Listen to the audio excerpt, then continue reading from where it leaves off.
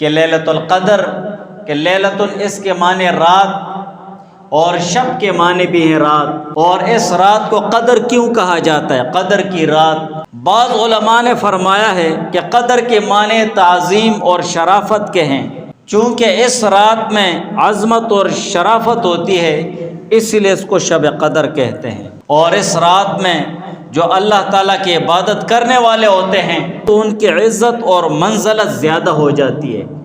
اسی لیے اس کو شب قدر کہتے ہیں۔ یا اس رات کو شب قدر اور لیلۃ القدر قدر اسی لیے کہا جاتا ہے۔ ابو بکر وراق رحمہ اللہ تعالیٰ نے فرمایا ہے کہ اس رات کو قدر کی رات اس لیے کہتے ہیں، اس رات کے آنے سے پہلے جس شخص کی اللہ تعالیٰ کے ہاں اس کی بدعملیوں اور گناہوں کی وجہ سے عزت اور قدر و منزلت ختم ہو گئی تھی، وہ شخص لیلۃ القدر کے آنے سے پہلے اللہ تعالیٰ کے نظر کرم سے گر چکا تھا، لیکن جب رمضان کے مہینے میں شب قدر جیسے عظیم الشان رات آ گئی اور اس رات میں وہ گناہگار شخص، اللہ تعالیٰ کے نظر کرم سے گرا ہوا شخص، وہ شخص جب اس رات میں اللہ تعالیٰ کی عبادت کرتا ہے، اللہ تعالیٰ سے توبہ اور استغفار کرتا ہے اور معافی مانگتا ہے، تو وہ شخص اس رات میں عبادت کرنے کی وجہ سے اس کے گناہ معاف ہو جاتے ہیں، اس کی قدر منزلت اور اہمیت وہ اللہ تعالیٰ کے ہاں بڑھ جاتی ہے۔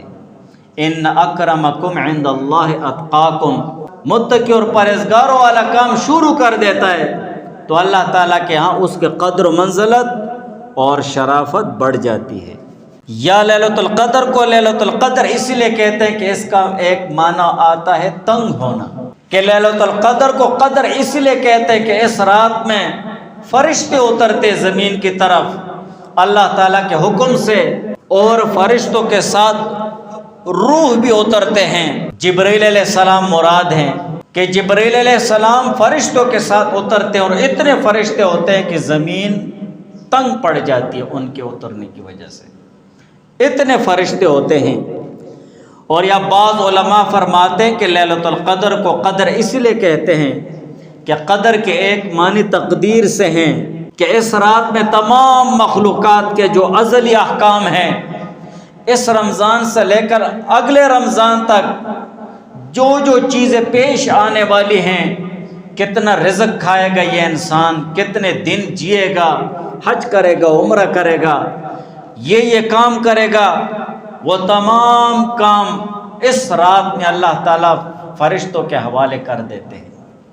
جو فرشتے ان کاموں پر مامور ہوتے ہیں، مقرر ہوتے ہیں، اور وہ 4 مقرب فرشتے ہیں، جبرائیل علیہ السلام،